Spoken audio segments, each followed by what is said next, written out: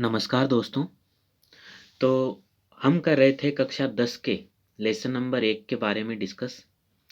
तो चलिए देखते हैं, जिसके अंदर आज हम पढ़ेंगे रासायनिक समीकरण लिखना। यानी कल हमने देखा था कि रासायनिक समीकरण है वो प्रतीकात्मक रूप में निरूपण है वो उसको दिया जाता है, यानी प्रतीकों के रूप में लिखा जाता है।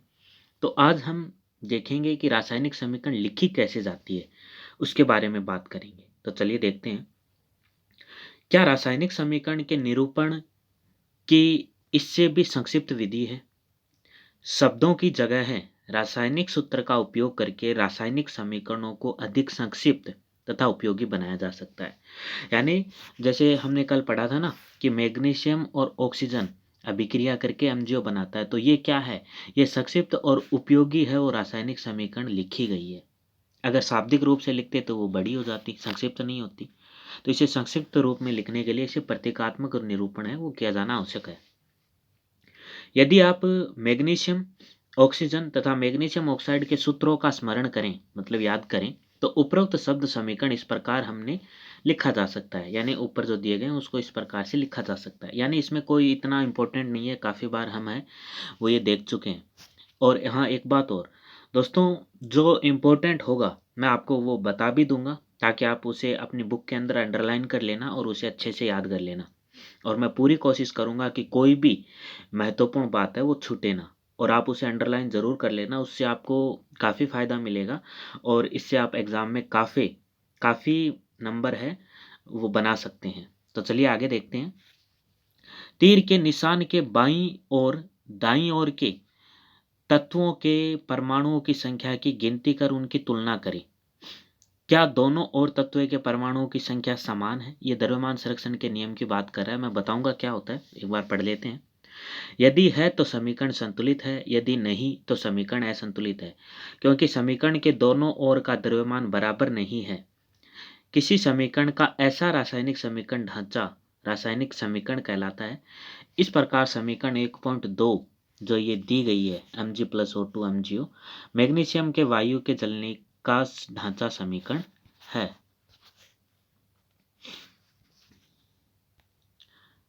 आगे हैं जैसे, यानी द्रव्यमान संरक्षण आपने कक्षा 9th के अंदर पढ़ा होगा कि द्रव्यमान संरक्षण का नियम था। क्या था? द्रव्यमान संरक्षण का नियम। यानी द्रव्यमान मैंने कल आपको बताया था, जैसे मान लो किसी किसी वस्तु का द्रव्यमान 1 kg, हम कहते हैं ना ये 1 kg वस्तु है, तो वो 1 kg क्या है, उस वस्तु का द्रव्यमान है, वो द्रव्यमान कहलाता है। और भार मैंने आपको कहा था, भार एक प्रकार का क्या है, बल है। तो नॉर्मली हम ये समझ जाते हैं कि 1 kg है वो उसका भार होता है, भार नहीं, वो द्रव्यमान है। और भार एक प्रकार का क्या है, बल है। तो चलिए देखते हैं द्रव्यमान संरक्षण का नियम। द्रव्यमान संरक्षण का नियम ये कहता है, मैं एक उदाहरण की सहायता से आपको समझाना की कोशिश करता हूँ। तो कल हमने पढ़ा था कि Mg+O2 और ये अभिक्रिया करके MgO बना रहा है। यहाँ मैग्नीशियम के कितने परमाणु हैं? 1 है। यहाँ ऑक्सीजन के कितने परमाणु हैं? 2 है। लेकिन इधर जो MgO बना रहा है वो कितने अणुओं के रूप में बन रहा है? सिर्फ 1 के ही बन रहा है। तो ये क्या है, ये अभिक्रिया है वो संतुलित नहीं है। क्यों नहीं है? क्योंकि इधर मैग्नीशियम का 1 परमाणु, ऑक्सीजन के 2 परमाणु, तो और इधर MgO का 1 ही अणु है वो बन रहा है। तो इधर का द्रव्यमान और इधर का द्रव्यमान अर्थात अभिकारक का द्रव्यमान और उत्पाद का द्रव्यमान क्या नहीं है, समान नहीं है। तो ये जो हमने समीकरण लिखी है ये संतुलित नहीं है। इस समीकरण को संतुलित करने करेंगे। देखो ये क्या है, Mg है, ये है O2 और ये बना रहा है MgO। तो इधर कितने हैं, मैग्नीशियम के 2 हैं, इधर 1 है, सॉरी इधर अभिकारक के रूप में 1 है और उत्पाद के रूप में भी 1 है। लेकिन यहाँ ऑक्सीजन के 2 है और यहाँ 1 है। मैं यहाँ तो है वो 2 कर नहीं सकता, ये क्या हो जाएगा, गलत हो जाएगा। मैं यहाँ तो है वो 2 नहीं कर सकता, ये गलत हो जाएगा। तो हम क्या करेंगे, इधर भी 2 लगा देते हैं। मैग्नीशियम के कितने परमाणु हो गए, 2। ऑक्सीजन के कितने हैं, 2। तो इधर भी अगर 2 लिख देते हैं तो ये क्या हो गई, ये समीकरण संतुलित हो गई। अर्थात इधर भी मैग्नीशियम के 2 परमाणु हैं और इधर भी मैग्नीशियम के 2 परमाणु, इधर ऑक्सीजन के 2 और इधर भी क्या है, ऑक्सीजन के 2। यानी द्रव्यमान संरक्षण का ये नियम कहता है कि अभिकारक में अभिकारक का द्रव्यमान जो है वो ही द्रव्यमान क्या होगा, उत्पाद का होगा। अर्थात द्रव्यमान सुरक्षित रहता है, द्रव्यमान है वो बदलता नहीं है, ना ही तो द्रव्यमान में कमी होती है, ना ही द्रव्यमान में बढ़ोतरी होती है। तो ये द्रव्यमान का संरक्षण का नियम है। और साथ साथ मैंने आपको ये रासायनिक समीकरण संतुलित करना भी बता दिया। तो आगे हम ये पढ़ेंगे रासायनिक समीकरण को संतुलित करना। तो चलिए देखते हैं हम कि संतुलित रासायनिक समीकरण का महत्व क्या है। संतुलित रासायनिक समीकरण का क्या महत्व है। आपको द्रव्यमान के संरक्षण का नियम स्मरण होगा, याद होगा, यानी जो मैंने अभी बताया कि अभिकारक जितने द्रव्यमान के रूप में उपयोग होता है उतना ही उत्पाद में बनता है। ये द्रव्यमान का संरक्षण का नियम है। अर्थात द्रव्यमान का न तो रासायनिक अभिक्रिया के दौरान निर्माण होता है, न ही उसका विनाश होता है। तो देखिए आगे, जिसका आपने 9वीं कक्षा में अध्ययन किया था कि किसी रासायनिक अभिक्रिया में द्रव्यमान का न तो निर्माण होता है, द्रव्यमान का न तो क्या होता है, निर्माण होता है, और न ही विनाश होता है। ये ही क्या है, द्रव्यमान का संरक्षण का नियम है। तो आप इसे ध्यान रखिएगा दोस्तों कि द्रव्यमान संरक्षण का नियम क्या है। मतलब कोई भी रासायनिक अभिक्रिया हो उसमें न तो द्रव्यमान का निर्माण होगा और न ही उसमें विनाश होगा। आगे है कि अर्थात किसी रासायनिक अभिक्रिया के उत्पाद उत्पाद अर्थात जो बनेगा रासायनिक अभिक्रिया के दौरान, कल पढ़ा था हमने, पहले वाले वीडियो में पढ़ा था, तत्वों का कुल द्रव्यमान अभिकारक तत्वों के कुल द्रव्यमान के बराबर होता है। यानी ये लाइन क्या कहने चाह रही है, ये कहना चाह रही है कि जो अभिकारक हैं अर्थात रासायनिक अभिक्रिया में भाग लेने वाले पदार्थ, उनका द्रव्यमान और उत्पाद अर्थात रासायनिक अभिक्रिया के दौरान बनने वाले पदार्थ, इस अभिकारक का द्रव्यमान और उत्पाद का द्रव्यमान क्या होगा, बराबर होगा, बराबर होगा। आगे है, दूसरे शब्दों में रासायनिक अभिक्रिया के पहले एवं इसके पश्चात प्रत्येक तत्व के परमाणुओं की संख्या भी क्या रहती है, समान रहती है। यानी जस्ट अभी ऊपर पढ़ा है कि Mg+O2 इधर क्या है, मैग्नीशियम का एक परमाणु है, उत्पाद में भी चलो एक है, ऑक्सीजन के दो हैं, लेकिन इधर क्या है, एक है। तो ये परमाणुओं की संख्या समान नहीं है, परमाणुओं की संख्या अभिकारक में और उत्पाद में समान होनी चाहिए, वही संतुलित रासायनिक अभिक्रिया कहलाती है। चलो आगे बात करेंगे। आगे है कि इसलिए हमें कंकाली समीकरण को संतुलित करना आवश्यक है। यानी जैसे ये है Mg+O2 और ये MgO बना लिया, तो ये जो समीकरण है वो कैसी समीकरण कहलाएगी, कंकाली समीकरण है, क्योंकि ये क्या नहीं है, संतुलित नहीं है। दोनों ओर अर्थात अभिकारक में परमाणुओं की संख्या और उत्पाद में परमाणुओं की संख्या क्या नहीं है, बराबर नहीं है। तो ऐसी समीकरण क्या कहलाएगी, कंकाली समीकरण है वो कहलाएगी। आगे है कि क्या समीकरण 1.2 वही Mg+O2 वाला। आइए हम रासायनिक समीकरण के चरणबद्ध संतुलित करना सीखें।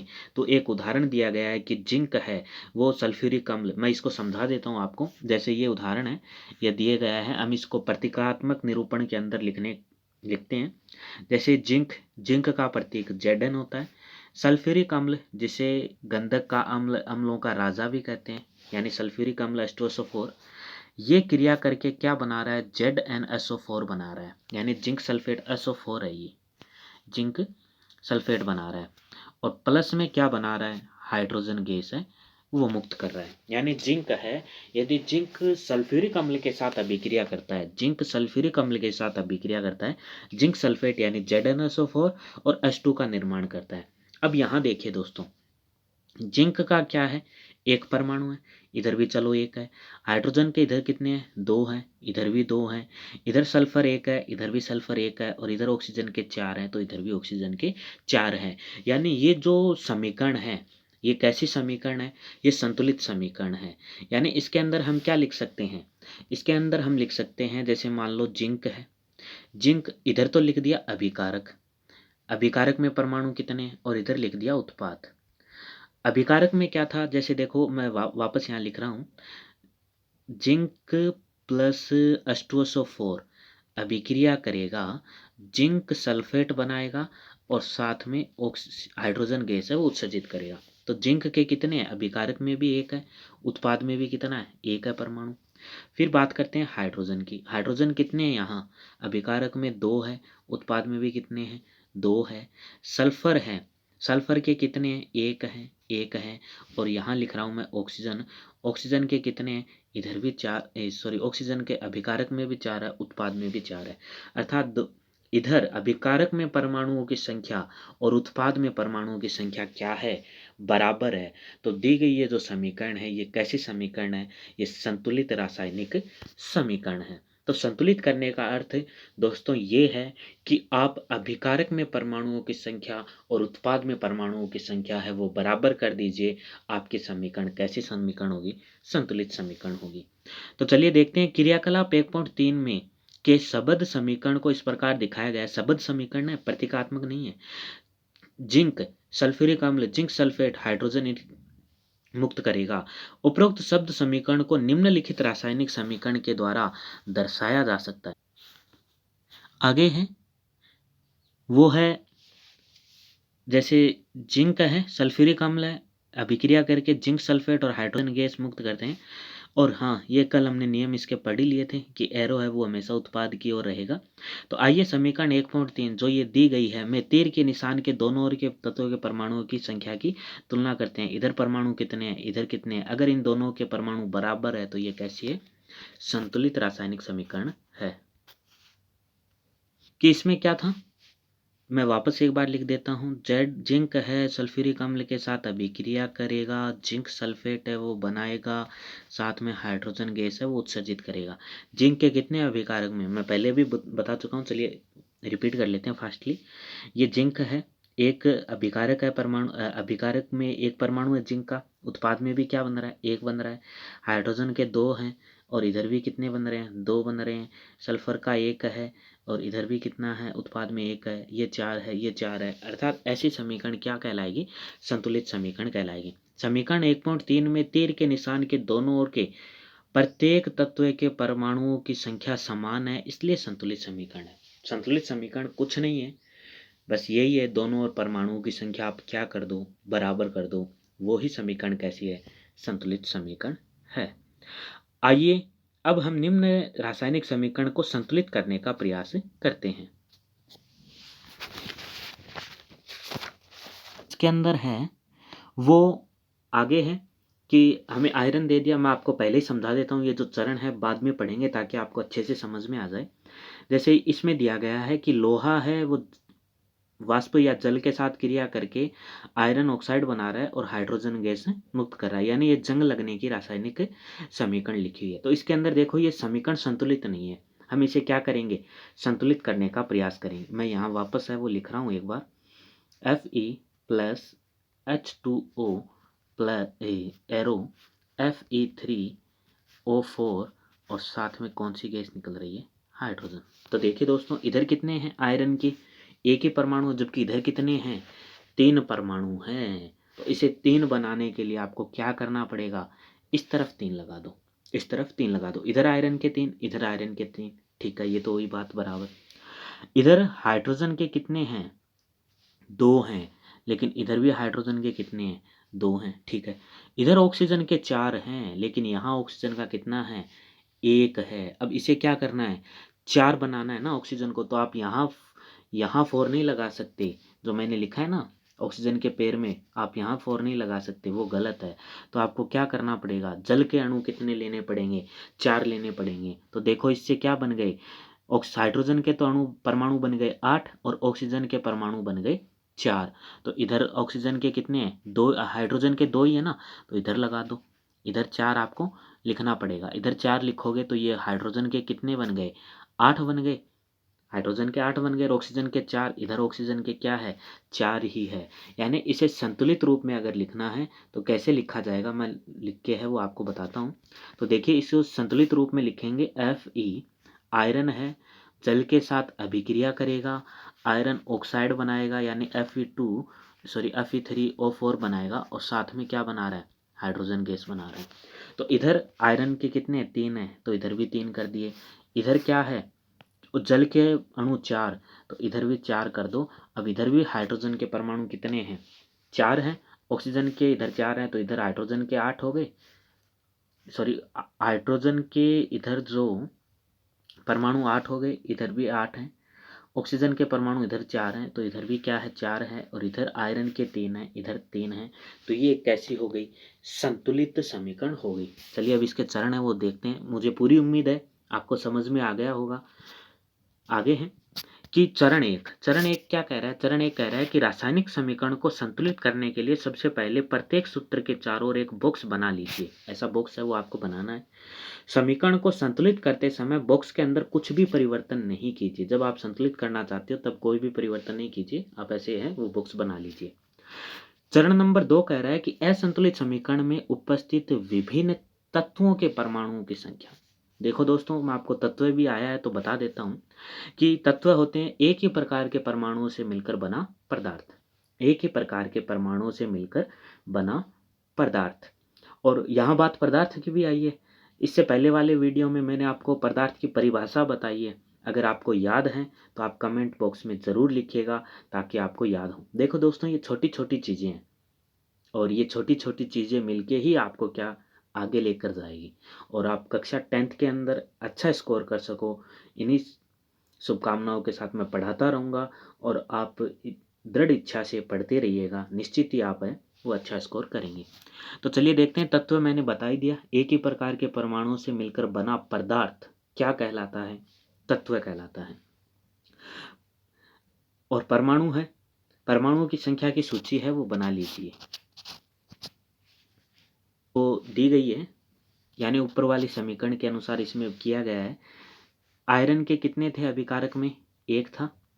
कितने हैं उत्पाद में, कितने थे, 3 थे। हाइड्रोजन के 2 थे, जैसे Fe2O था, ये Fe3O4 बनाया और साथ में क्या किया, हाइड्रोजन गैस मुक्त की। हाइड्रोजन के कितने हैं, 2 हैं, जबकि उधर कितने हैं, वो अणुओं के रूप में आया है। ऑक्सीजन 1 है, जबकि उधर कितने हैं, 4 हैं। तो ये बना ली।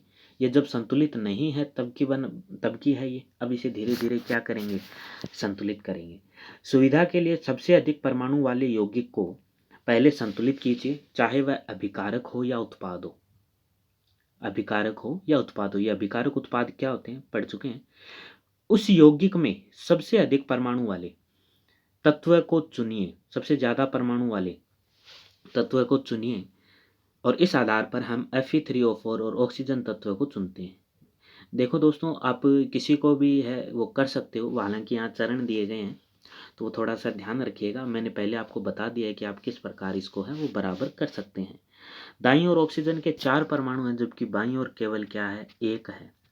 प्रारंभ में क्या थे, उधर ऑक्सीजन परमाणु को संतुलित करने के लिए प्रारंभ में कितने थे, 1 ही था, लेकिन बाद में क्या हो गया, O4 आ गए ना, 4 हो गए।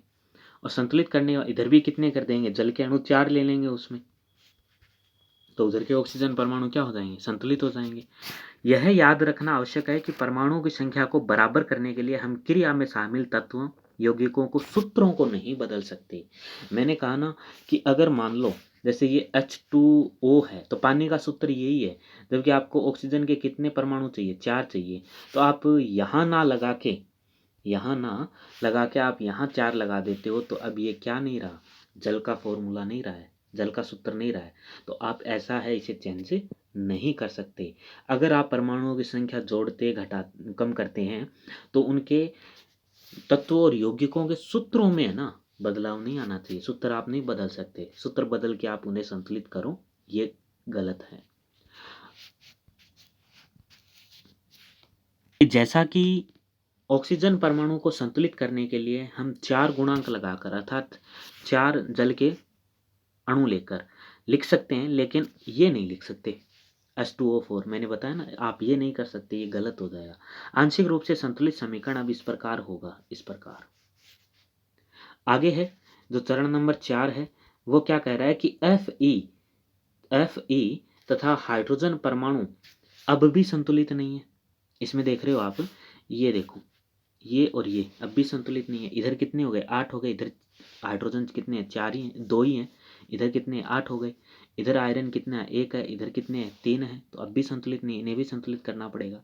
इनमें से किसी एक तत्व को चुनकर आगे बढ़ते हैं। जैसे मान लो आयरन को लेके बढ़े या हाइड्रोजन को लेकर बढ़े, किसी को भी लेके बढ़ सकते हो। यहाँ हाइड्रोजन कितने, 8 है।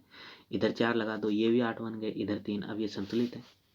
आगे है, अब हम आंशिक रूप से संतुलित समीकरण में हाइड्रोजन परमाणु को संतुलित करते हैं। हाइड्रोजन परमाणु को बराबर करने के लिए दाईं ओर हाइड्रोजन परमाणु की संख्या 4 है, वो हम जोड़ देते हैं, 4 जोड़ देते हैं।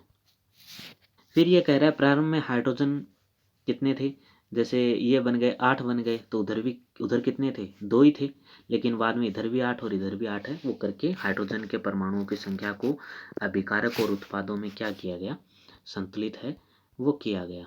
नेक्स्ट है समीकरण, अब इस प्रकार है वो हो जाएगा, ये देखिएगा हाइड्रोजन और ऑक्सीजन संतुलित है, अब बचा कौन सा, आयरन है, तो इधर 3 करके इसको संतुलित है वो करना है। तो देखिए चरण नंबर 5 क्या कह रहा है कि ऊपर दिए गए समीकरण की जांच कीजिए तथा तीसरा तत्व चुन लीजिए जो अब तक असंतुलित है, और आप पाएंगे कि केवल लोहा ही एक ऐसा तत्व है जिसे संतुलित करना क्या रहा है, शेष रहा है।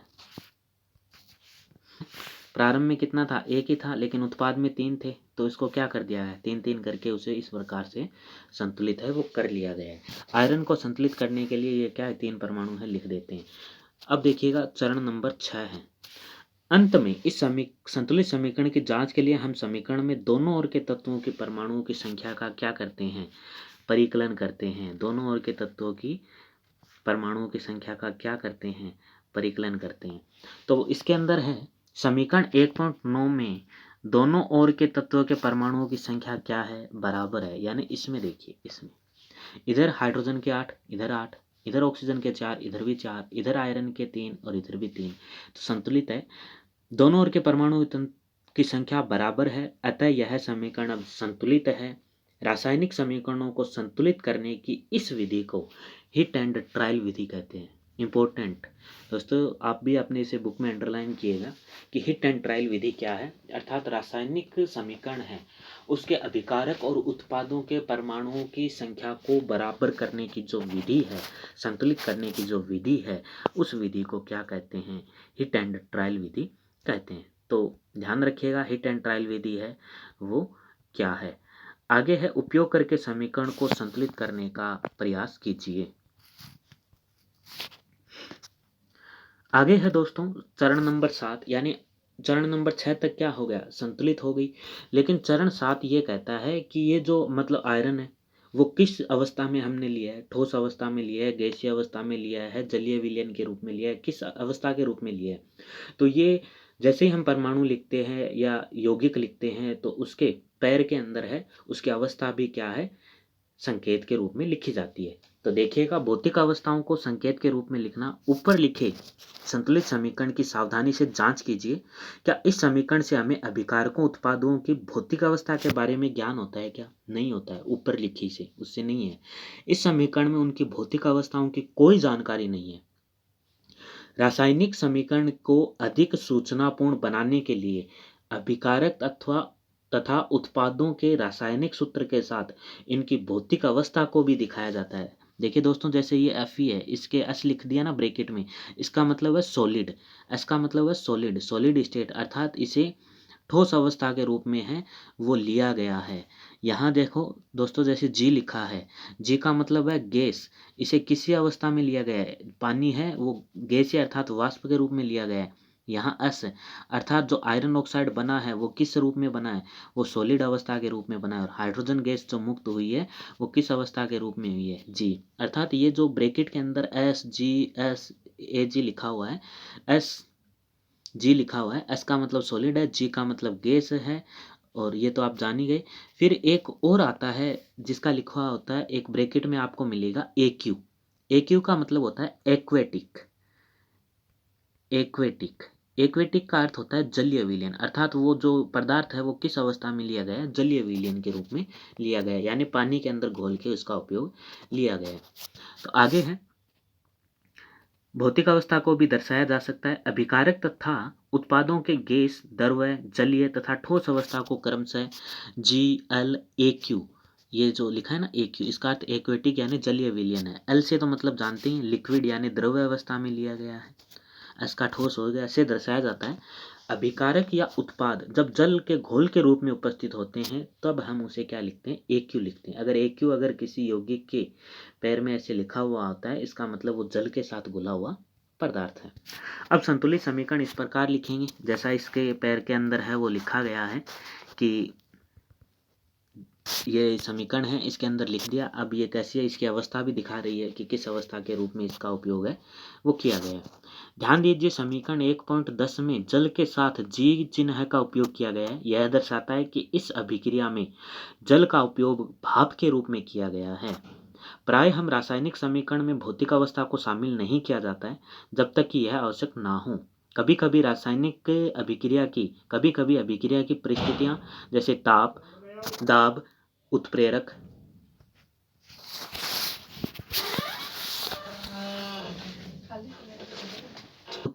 आदि को भी तीर के निशान के ऊपर या नीचे दर्शाया जाता है, जैसा कि इन समीकरण के अंदर है वो दिखाया गया है। यानी जैसे कार्बन मोनोऑक्साइड है, जल ये हाइड्रोजन गैस है, अभिक्रिया करेगा तो ये मेथेनॉल बनाएगा जो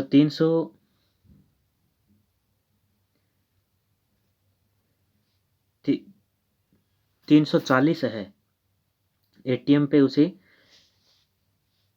करके ये बनाया जाएगा।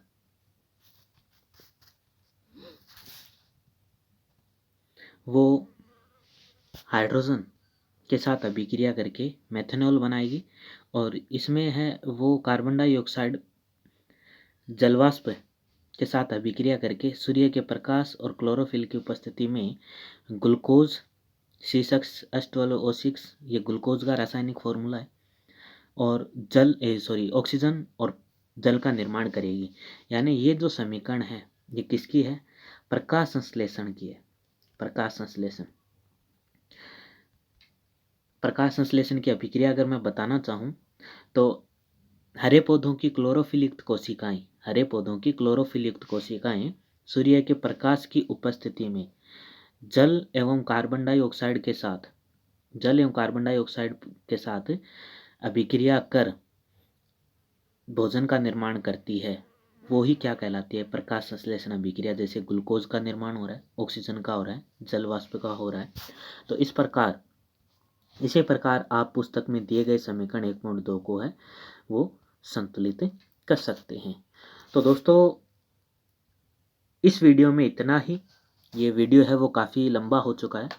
यदि आपको वीडियो पसंद आए तो ज़्यादा से ज़्यादा शेयर कीजिए, चैनल को सब्सक्राइब कीजिए, कमेंट कीजिए और यदि आपको कोई सुझाव है तो वो भी कमेंट कीजिए। मैं प्रयास करूँगा कि आपको बेहतर से बेहतर कंटेंट है वो दिया जाए जो आपके एग्ज़ाम में आपको अच्छा स्कोर बनाने के लिए पर्याप्त हो। तो इस वीडियो में इतना ही। जय हिंद, जय भारत।